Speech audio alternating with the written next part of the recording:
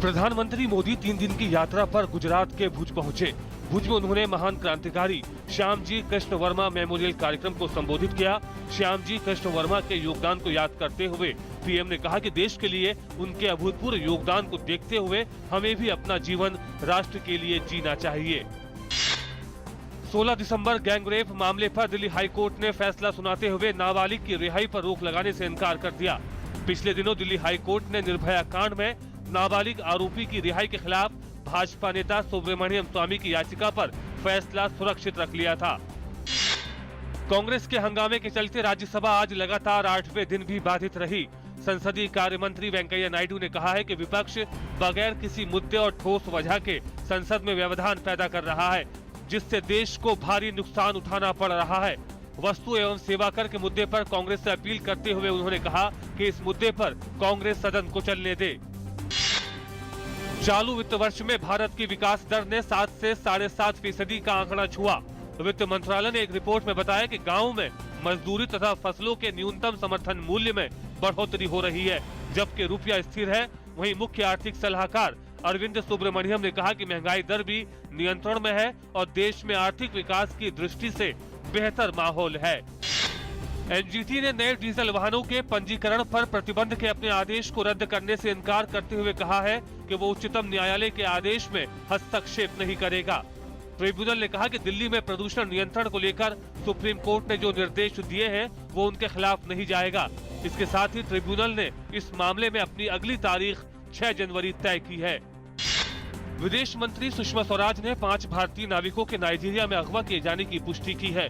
सुषमा स्वराज ने ट्वीट कर बताया कि उन्हें नाइजीरिया में 5 भारतीय नाविकों के अपहरण की सूचना मिली है। समुद्री लुटेरों से संपर्क किया जा चुका है। भारतीय नाविक सुरक्षित है। कॉल मनी के मुद्दे पर हंगामे के बाद आंध्र विधानसभा अध्यक्ष ने नेता विपक्ष जगन मोहन रेड्डी सहित पूरे विपक्ष को सदन की कार्यवाही से निलंबित कर दिया। निलंबन के बाद जगन मोहन धरने पर बैठ गए। उन्होंने कहा कि राज्य सरकार कॉल मनी के मुद्दे से ध्यान भटका रही है। वहीं मुख्यमंत्री चंद्रबाबू नायडू ने कहा कि सरकार इस मुद्दे को लेकर गंभीर है। ये घटना तब सामने आई जब पुलिस को शिकायत मिली कि राज्य में महिलाओं से यौन संबंध बनाने के बदले उन्हें कर्ज दिया जा रहा है। राष्ट्रपति प्रणब मुखर्जी अपने परंपरागत दक्षिण भारत के प्रवास पर आज से 31 दिसंबर तक हैदराबाद की यात्रा पर रहेंगे। राष्ट्रपति अपनी यात्रा के दौरान 19 दिसंबर को military college of electronics and mechanical engineering के दीक्षांत समारोह में शिरकत करेंगे। राष्ट्रपति साल में कम से कम एक बार राष्ट्रपति निलयम में आते हैं और ठहरते हैं और वहीं से सरकारी कामकाज करते हैं। उत्तर प्रदेश में कड़ाके की ठंड ने लोगों को ठिठुरने पर मजबूर कर दिया है।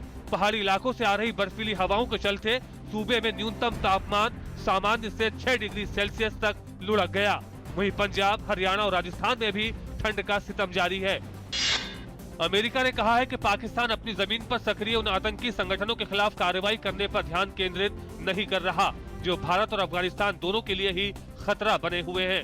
अफगानिस्तान और पाकिस्तान के लिए अमेरिका के विशेष प्रतिनिधि रिचर्ड जी ओल्सन ने सीनेट के सदस्यों को बताया कि पाकिस्तान ने अपने पड़ोसियों अफगानिस्तान और भारत के लिए खतरा बने हुए बाहरी आतंकी तत्वों के बजाय तहरीक तालिबान पर ज्यादा ध्यान केंद्रित किया है। संयुक्त राष्ट्र सुरक्षा परिषद के 15 स्थायी और अस्थायी सदस्य देशों के वित्त मंत्रियों ने आम राय से एक प्रस्ताव मंजूर किया है जिसका मकसद इस्लामिक स्टेट की आर्थिक मदद के स्रोतों को रोकना है। ये 1999 के उस प्रस्ताव पर आधारित है जो सबसे पहले अल-कायदा को निशाना बनाने के लिए पारित किया गया था। अमेरिका के कॉलेजों और विश्वविद्यालयों में पढ़ने वाले भारतीय छात्रों की संख्या में 7 जुलाई के बाद से 20% का उछाल आया है। ये दावा एक आधिकारिक रिपोर्ट में किया गया है और उसके अनुसार इस समय अमेरिका में 1.8 लाख से ज्यादा भारतीय छात्र पढ़ रहे हैं। इस सूची में छात्र संख्या के मामले में चीन शीर्ष पर है। चीन में एक बार फिर खतरनाक जहरीले धुएं का खतरा मंडरा रहा है। चीन ने अपने नागरिकों को चेतावनी दी है कि वो इस धुआंसे से निपटने की तैयारी कर ले जो इस सप्ताह के आखिर तक बीजिंग पहुंचने की उम्मीद है। बार्सिलोना फुटबॉल क्लब ने विश्व कप के फाइनल में जगह बनाई। बार्सिलोना ने सुआरेस की हैट्रिक की मदद से एशियाई चैंपियन ग्वांगझू को 3-0 से हराया। अब फाइनल में उसका सामना दक्षिण अमेरिकी चैंपियन रिवर प्लेट से होगा। आज एक तरफ जहां फिल्म दिलवाले और बाजीराव मस्तानी बॉक्स ऑफिस पर सीधे एक दूसरे को टक्कर दे रही हैं, वहीं दोनों फिल्मों के रिलीज पर भी विरोध शुरू हो गया है। पुणे में बाजीराव मस्तानी का जमकर विरोध हुआ। पेशवा शासकों के काल के ऐतिहासिक तथ्यों को तोड़ मरोड़ कर दिखाए जाने का आरोप लगाते हुए प्रदर्शनकारी सिटी ब्राइट सिनेमा के सामने जमा हो गए और नारे लगाने लगे, जिसके कारण सिनेमा घर के प्रबंधन को फिल्म की स्क्रीनिंग रद्द करनी पड़ी।